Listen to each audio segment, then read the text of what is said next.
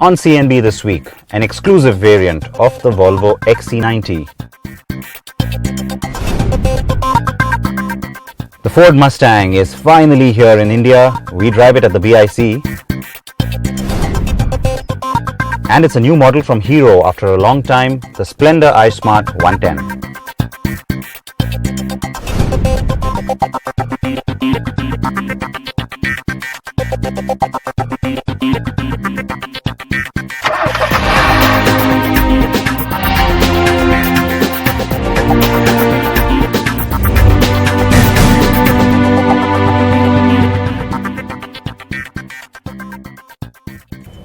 So a very warm welcome to a brand new episode of CNB.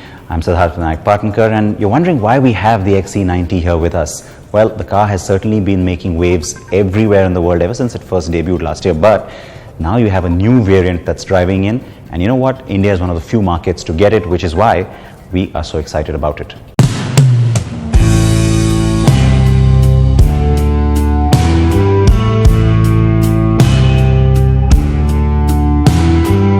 The XC90 is the car that defines the big change at Volvo. Ever since its launch in 2014, this car has got heads turning. It sits on Volvo's new scalable product architecture, has a slew of safety and driver assistance systems, and looks like $1 million. It's also paving the way for future models, starting with this year's S90.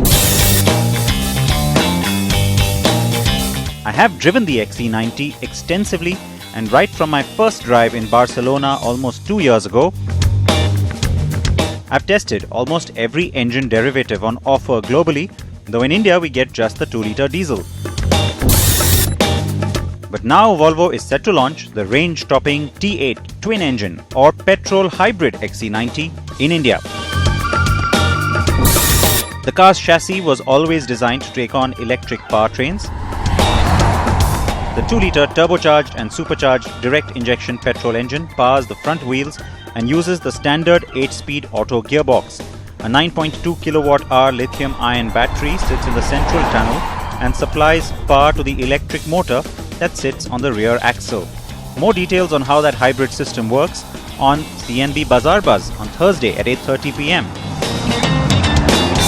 Now the system moves effortlessly between the electric motor and the engine, and you don't even get to know really. In fact, at times when you're coasting along on a highway or even when you're pottering about in city traffic at lower speeds, you can't really hear the engine anyway, and so you can't really tell what's going on until you look at the screen here. And it's nice and non-obtrusive. It's not in-your-face hybrid system.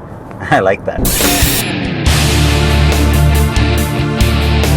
A control unit in the engine bay synchronizes the two power sources and gives you efficient and smooth performance. It also regulates the all-wheel drive when it's required, or if you put the car in all-wheel mode. Well, when you want it, you can really get it to go, and I think that's the whole point, because Volvo isn't going to try and compete with the V6 or the V8 motors, but the combined power that the electric motor and the 4-cylinder gives you is actually not bad. The car is smooth, and while it does not have sports car performance, it certainly gets going thanks to the 400 bhp of combined power that you get. Put the car in pure mode and you can drive just over 40 kilometers on just electric power.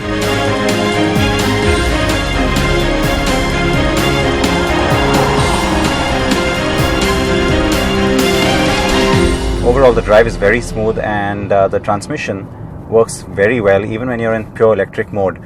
You get the right amount of torque at the right time, because remember, with an electric motor, torque is readily available, and the gearbox responds well to that, so it's nicely married. It carries all that torque through pretty effectively.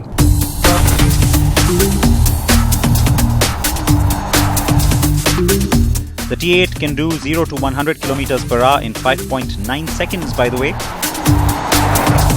After all, just the petrol engine by itself does have 318 horses on it, giving you that instant burst of power. The car also has pilot assist, lane change assist and adaptive cruise control on board, and yes, all of these features are now going to be available in India too.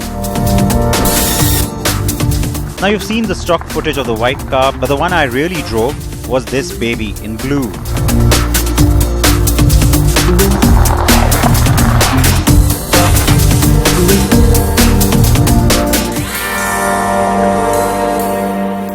Now, of course, I don't have to tell you about the XC90's looks. It's already quite the gorgeous car and quite the beauty pageant winner.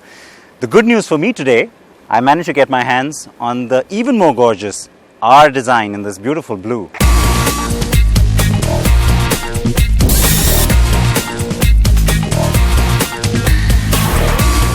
An R design model means you get matte silver exterior mirrors, glossy black front grille and matte finish trim around the grille and windows.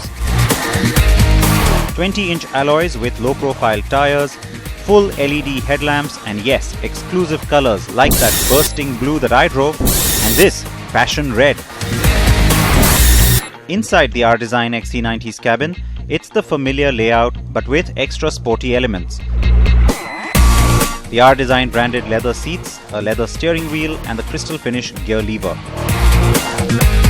The car's Sensus infotainment touchscreen system steals the show and the interior trim is impeccably finished. But if that was not fancy enough for you, Volvo is also bringing in the Excellence trim option to India with the T8 twin-engine model. The Excellence trim is not on offer in all markets and in India you can opt for the hybrid in its 7-seater Inscription Avatar 2. But take a look now at how premium the Excellence is.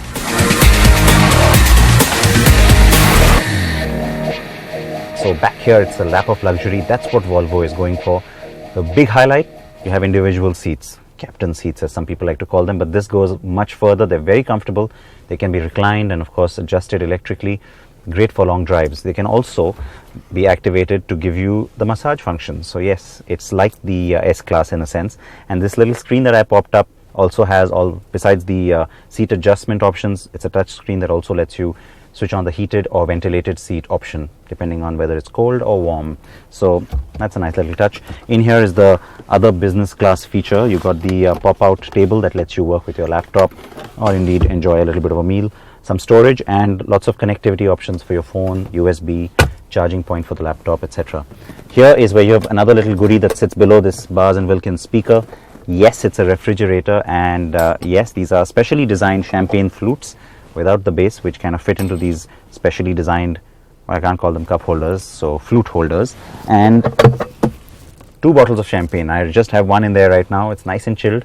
Tempting to pop it open, but I won't. So nice touch again for you to be able to enjoy your favorite drinks. It doesn't have to be champagne. You can of course put other things in there, and the glasses stay in here as well, because when it's champagne, the glasses need to be nicely cool, don't they?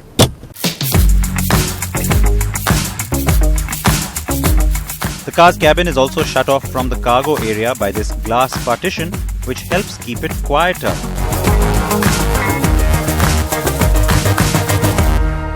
Now the lap of luxury will cost you because this particular version, it will be about 1 crore 20 lakh rupees, yeah, thereabouts. So it will compete in that really premium set with the SUVs. And you can of course opt for the 7-seater version of the T8 petrol as well.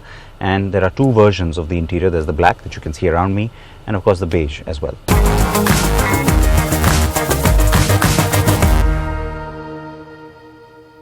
So it's Volvo's first hybrid car that comes into India, and it certainly is something we welcome because there's been so much talk of late about emissions, diesel engines, and remember, even the diesels with Volvo are 4-cylinder engines that sit below the 2-liter mark. So that's been pretty much the strategy from the Swedish car maker.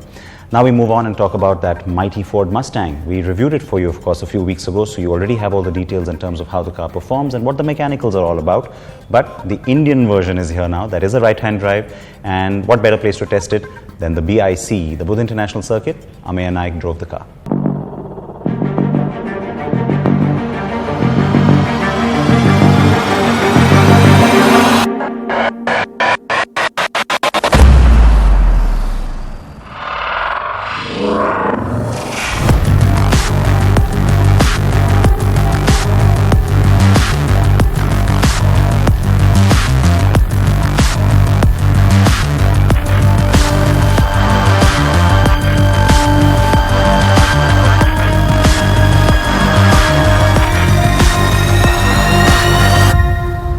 It's taken 52 years to come to India, and by that time it already has a huge fan following here. Well, after having sold 9.2 million units across the globe, it's finally in India. And look at it, it's absolutely gorgeous. The 6th generation of the Mustang is here. Ford has already had success with this generation of the Mustang, as it managed to sell more than 110,000 units worldwide in 2015. And that number is rapidly growing. But moving the steering from one side to the other isn't enough, and Ford has had to work hard to make things exciting and take it to the next level, without compromising on the essence that is the Mustang.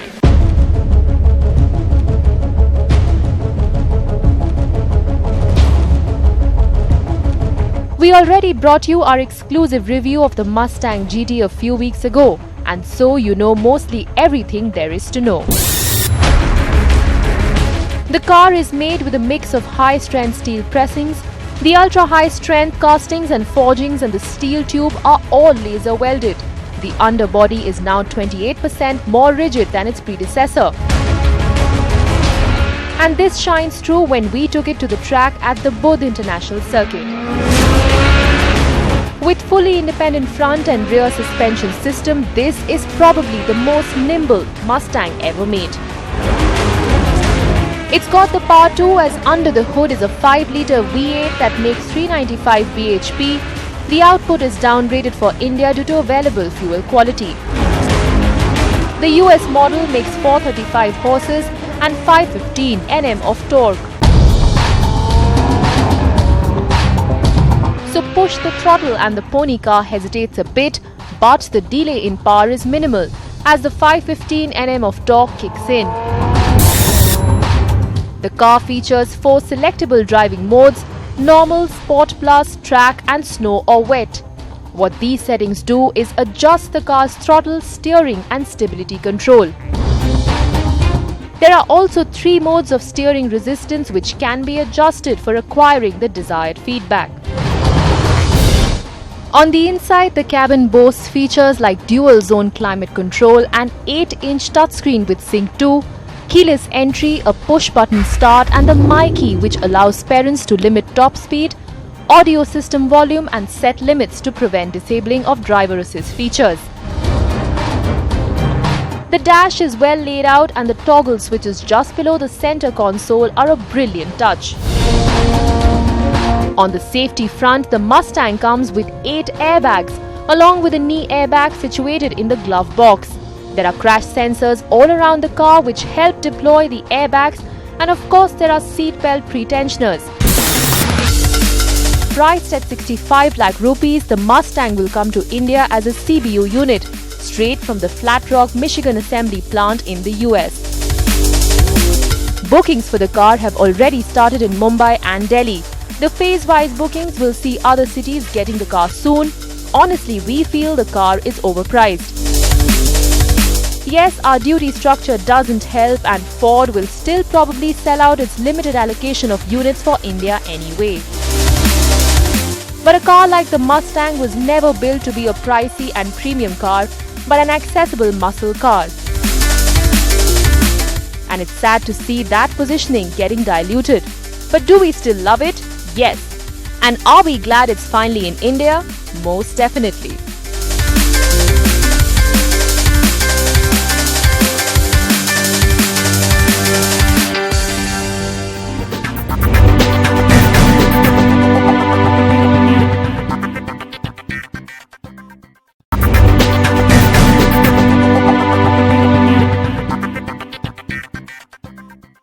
Now let's move on to a talk about a new bike.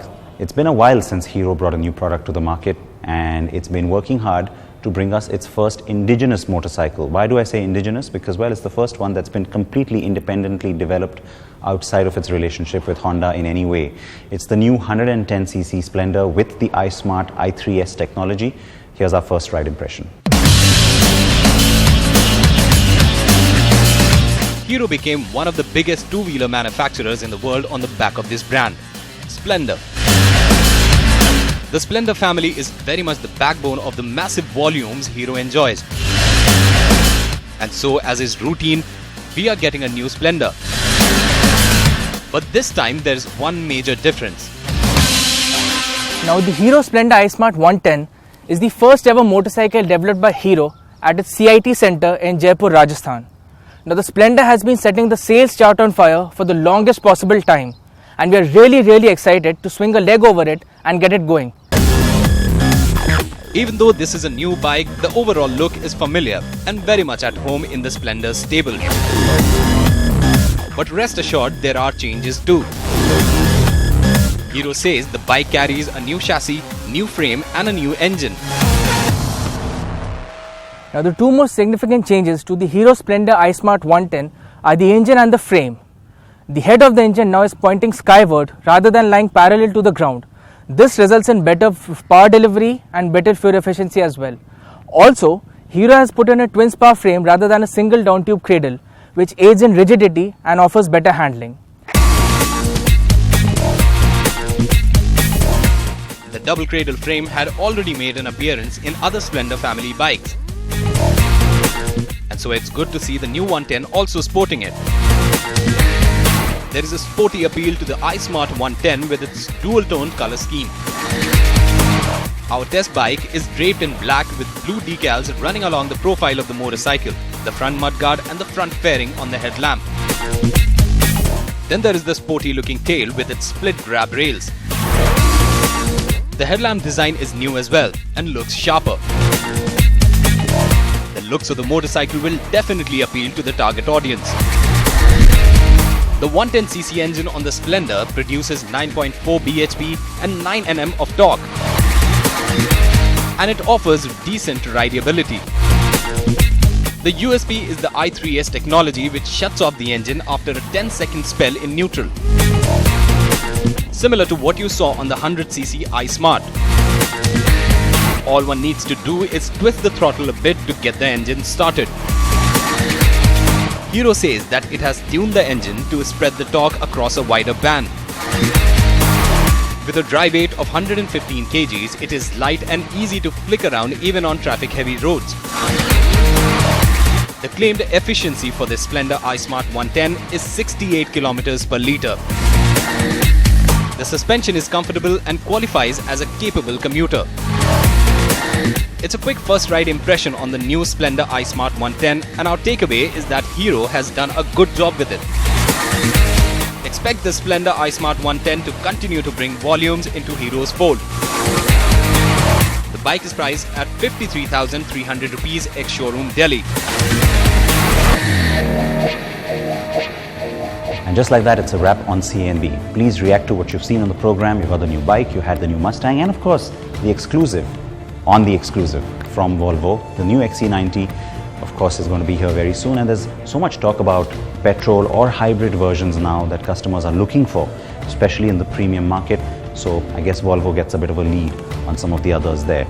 There is, of course, talk about the X5 and the Q7 also driving in with petrol variants, but possibly no hybrids just yet from those two. With that, it's a wrap. I will see you next week. Please wear your seatbelts. Please wear your helmets if you're on a two-wheeler.